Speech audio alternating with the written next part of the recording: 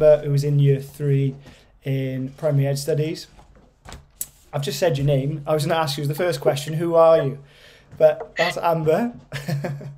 So the reason we're meeting today is just you've applied for your PGCE and you've just got a place, you've told me, which is brilliant news. Can you tell us a little bit about the application process? What were you expected? Yeah, so I applied at the beginning of November. So I think that was just as soon as the application came out for Cardiff Met. I applied, I got all my references. I think it took about 2 days to my application to be accepted. I then heard back off the university, I'd say 3 or 4 days later, saying that they'd offered me an interview. And then you have about a week and a half prep time for how you're going to organise yourself for the interview. I'll just jump, sorry to jump in there. Just we'll go back for when you applied. You applied through UCAS. So anything, just before we go on to that part, anything about what did you have to put in your application? Can you remember? So I think it's crucial. I think I wish I did this sooner. So on UCAS, you have multiple documents, information that you need to fill out. And luckily I did this quite early on in September, but I think I tell students now who are hoping to do PGCE to do that maybe throughout the summer before you start year 3, because it is a really long process, from silly details like your name to your GCSE results. Everything needs to be in there, and then obviously your personal statement takes the longest, which is about, I think it was like 400-ish words, so it does take quite a while to write.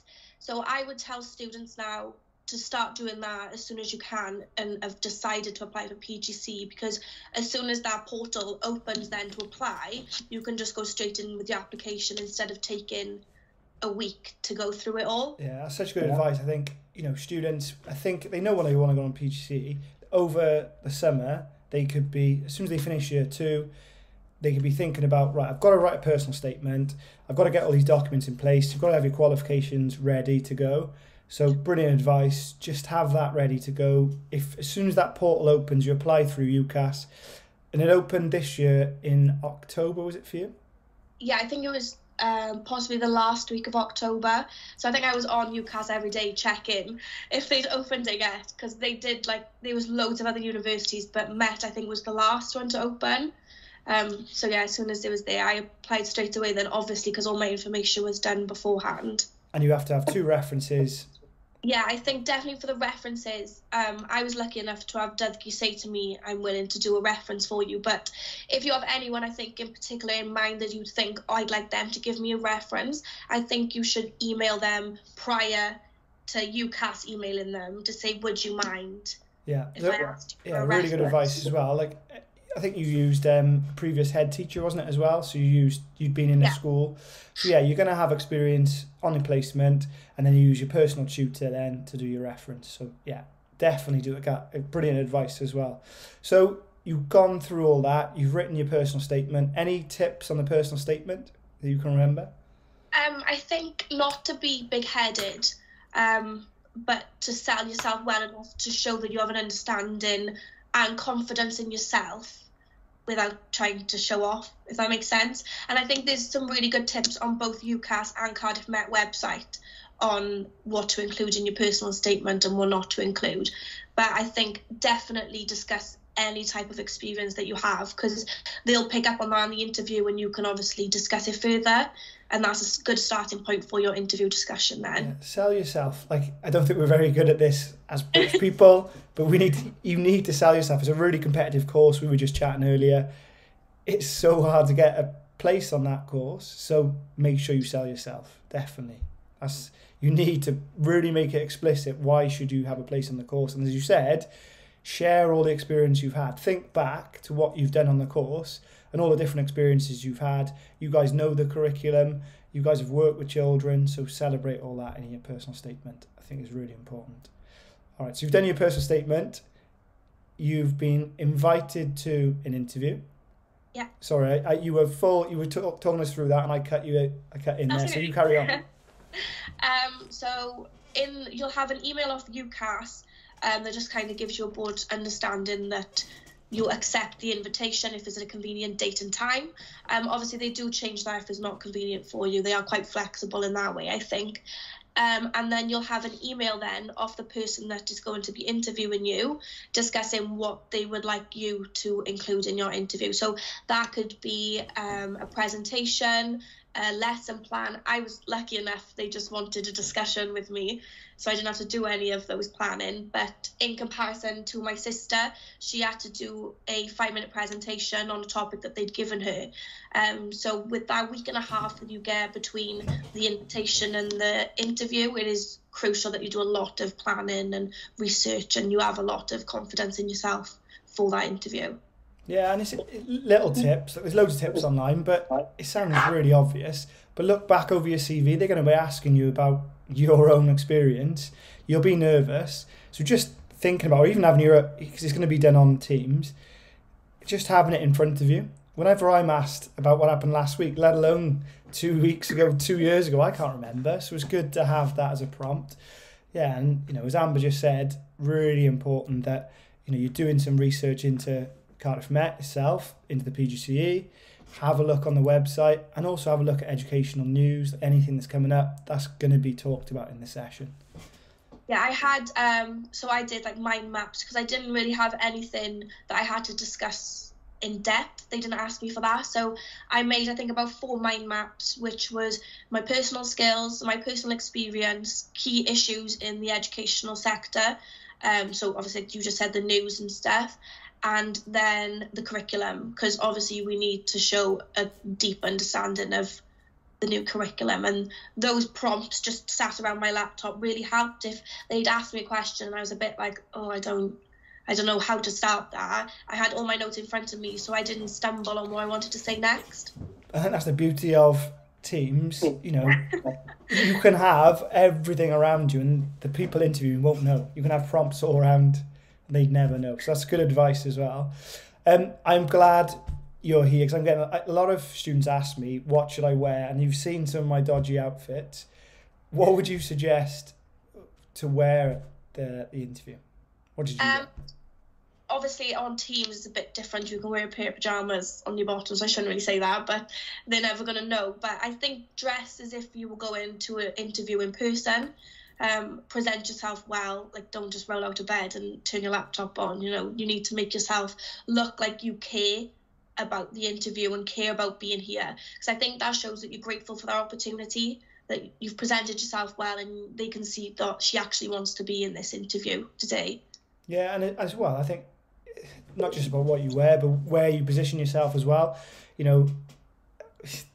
Don't go in a busy cafe or somewhere with really bad Wi-Fi. You'll be stressed. That'll come across. You've got enough to worry about in the interview. So just choose somewhere that's quiet. That you've got pretty good internet, and just be ready. Present yourself in a way that is going to come across positively. I think is good advice. I'm glad you've covered that. I'm always asked what people should wear. I'm just yeah, okay. So I know there were a few challenges through the process, and if you feel you want to share, what were the challenges you faced applying for PGCE? I think the stress, because I stress over everything anyway, but I was like frantically emailing you and frantically emailing Deb, like I don't know where to go. But the careers advice, if you just email them, they will send you a link straight away and be like, this is where you go, and then you're just ready for the application then.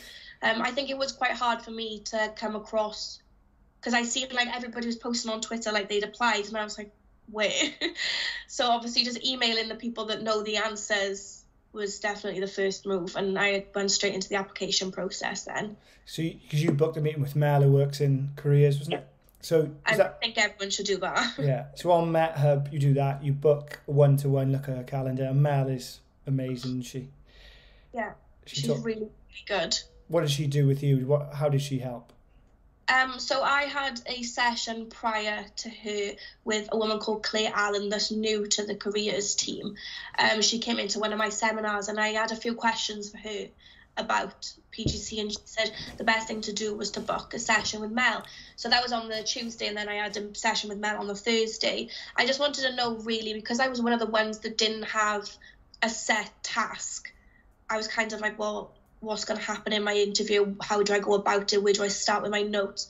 So Mel kind of talked me through the type of questions I would be asked. She then, after the session, sent me like 4 links, I think, to everything relevant to the interview, which was really, really useful. And stuff like we were just talking about, a good place, Wi-Fi. It was a good opportunity to see if where I was located in my house was going to work for the interview. So, because she said herself, she's like, you have a good backdrop, your internet's working fine, like I could hear you clearly. So that was just a good practice run, really, to see how the interview would go itself. Yeah, I bet that helped nerves as well. Yeah, 100%. And she's so lovely, and she's so calm about everything, and whatever question I had, she answered. So she was really, really helpful. I think so many more students should use it, not just for PGCE, but one of my friends, she's just applied for a master's now instead of doing the PGCE, but she, about a month ago, had no idea what to do because she didn't want to do PGCE, but didn't know where else to go.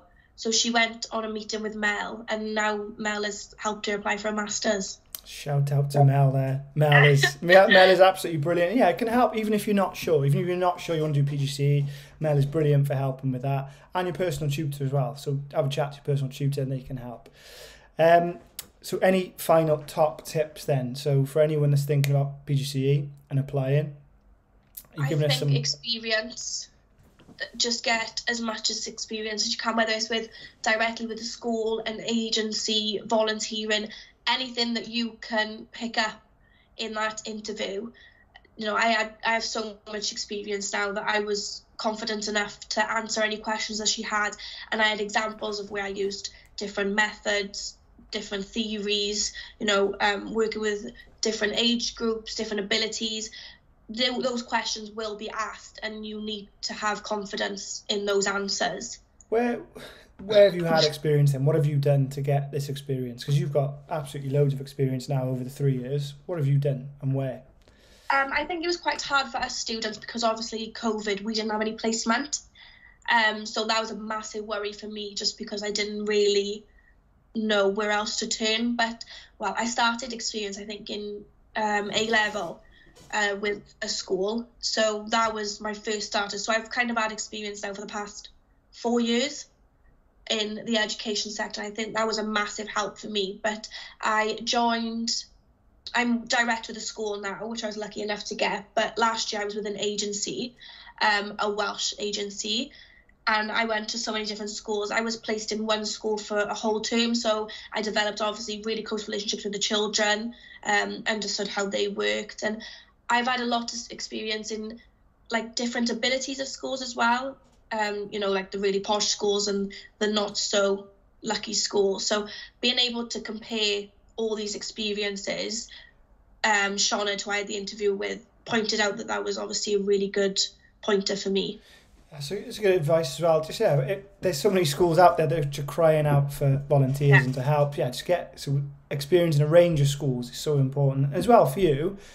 You'll be applying for jobs soon, and you'll have an idea of what type of school you want to work in, or you know, you might apply directly to some of the schools you've had experience in as well. So yeah, that's really, really good advice. And as well, on the PGC, they're looking for experience over the last 3 years. So you may have had experience before university, but it's really important that, you know, you get involved with projects that we put on, which you definitely have. Any other final tips? You said about experience. Anything else? I think just be organised. You know, I was worried that I wasn't organised enough.